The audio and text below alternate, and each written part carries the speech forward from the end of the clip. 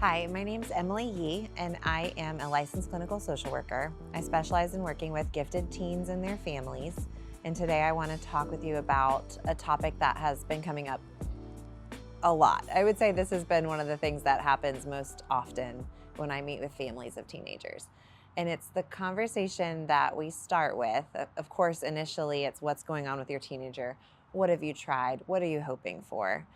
And then we kind of move into, okay, in what ways are you part of the problem? Of course, I ask it nicer, but if you were to cut a slice of the pie and it's yours, it's what you're contributing here, what would it be? And that might sting a little, but the reality is that it takes two to have a conflict. And even if it's parent child, there's usually something that the parent is contributing for the child's meltdowns or the child's anxiety or the child's depression. There might just be the tiniest bit, but it's helpful if you can reflect on that and understand what you might be bringing to the table. It might even be empowering that, hey, there is something I can do. There is something that I can change to help my child not be suffering so much. And I just want to normalize this, that this is true 100% of the time. There's not parents that don't negatively impact their child in some way. There's no perfect parent or perfect person.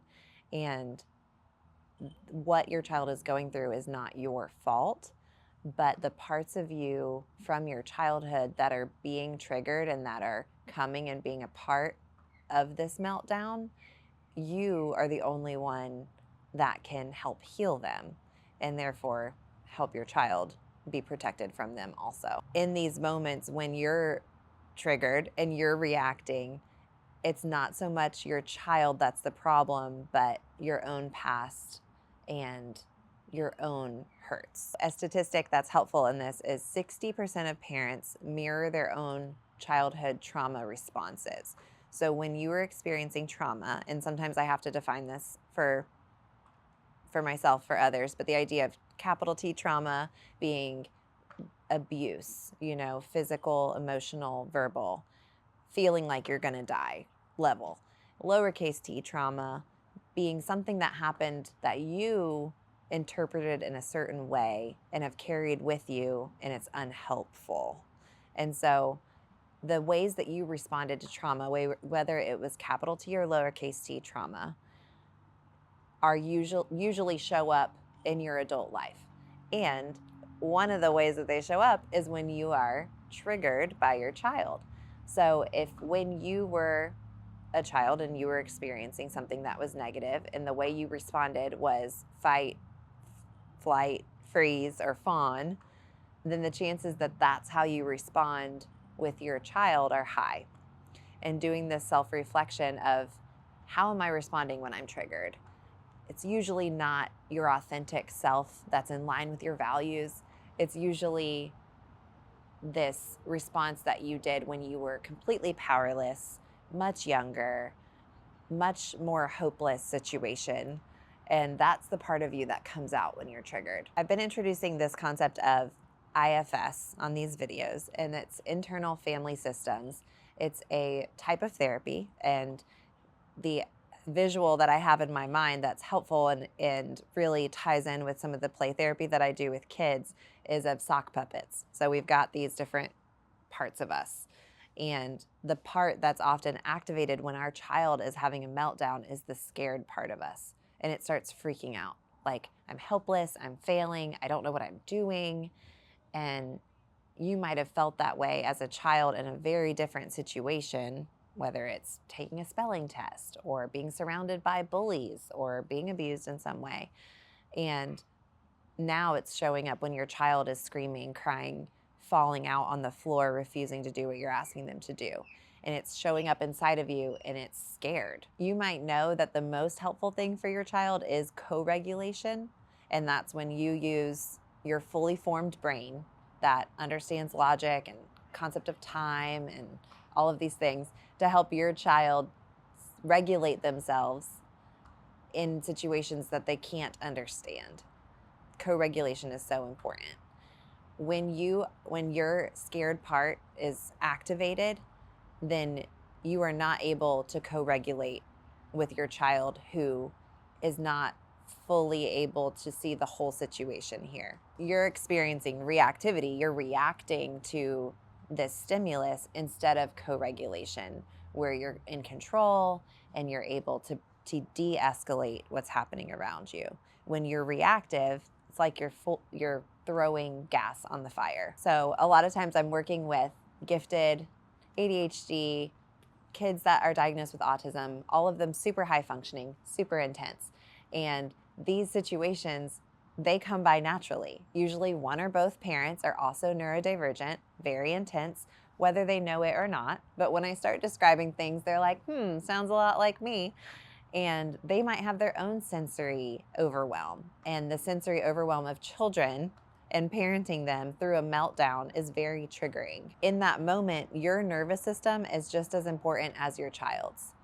You cannot crawl inside their body and help them calm down, but you can manage your own body and your own sense of overwhelm and get to a place where you're regulated and then help them with co-regulation. It's the concept of putting on your oxygen mask before you can put on your child's oxygen mask. And you have to, the very first baby step is being aware of it. Hearing the shark music in attachment theory, they talk about the shark music, dun-nut, dun-nut, dun-nut, when you are overwhelmed, when that scared part of you is freaking out, and noticing it and saying, okay, I'm in control here. It's going to be okay. It's okay that they're falling on the floor. We will get through this. This is typical. If I had had the safety and security in my family when I was this age to fall out like that, then I probably would have done the same thing. Getting in touch with the purpose behind their behavior and the fact that you are in control and you're no longer a child. You're not at the mercy of them and their peace. You are in control now, and you're an adult and you have a lot more resources. And so bringing all that to the table and then co-regulating with your child through the meltdown instead of just reacting to it and throwing gas on it and everything kind of blowing up in your face. The child escalates, the parent escalates, there's shame, there's guilt, and then there's disconnection.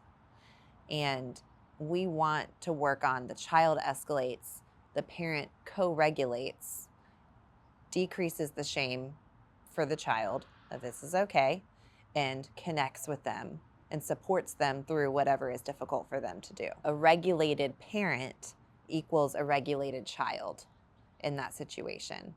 And the very first step to regulating yourself is recognizing when you are triggered and where that is coming from and working towards healing. Here are just some helpful questions to think about. What part of me is activated right now? Is this about my child or is this about my past? What does my nervous system need in this moment? And I just want to give you some encouragement here. You might not know, like, oh yeah, this is for sure about my past. When I was 6.5, da-da-da-da. You might not have that. That's okay.